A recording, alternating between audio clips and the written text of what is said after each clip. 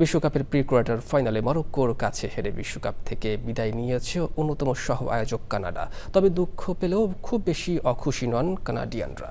অন্যদিকে কানাডাকে হারিয়ে কানাডার মাটিতেই উৎসবে মাতোয়ারা হয়েছেন মরক্কোর দর্শক সমর্থকরা। বিস্তারিত জানাচ্ছেন সঞ্জয় চাকি।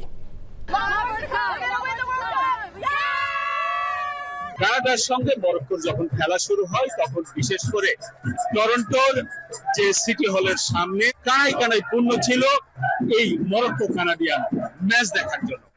একের পর এক গোল হয়েছে আর উৎসবে মাতোয়ারা হয়েছে। এইভাবে মরক্কানরা বিশেষ করে সমান উৎসাহ নিয়ে একের পর এক অপেক্ষা করেছেন। হয়তো হয়তো কানাডা গোল দেবে, কিন্তু কানাডার সেই স্বপ্নের গোল শেষ পর্যন্ত হয়নি।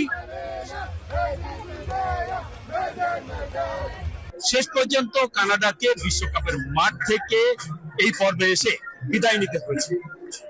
তারপরেও কানাডিয়ান কর্তৃপক্ষ মরক্কোর এই বিজয়কে স্বাগত জানিয়েছে স্বাগতিক দেশ হিসাবে। But it's still good for Canada. We support Canada always. We love Canada. The players, they're good. Canada.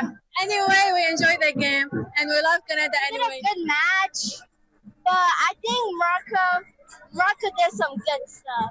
কানাডিয়ানরা খুব বেশি হতাশ নয়, কারণ কানাডা এর আগে কখনোই বিশ্বকাপে এত পর্যন্ত আসতে পারেনি। কানাডিয়ানরা এই অগ্রযাত্রাকে সাধুবাদ জানিয়েছে এবং তারা আশা করছে আগামী বিশ্বকাপ হয়তো কানাডা আরো ভালো করবে। হয়তো একদিন এভাবেই বিজয়ী হয়ে মরক্কানদের মতো বা অন্য দেশের মতো কানাডাও উৎসবে মাতোয়ারা হবে।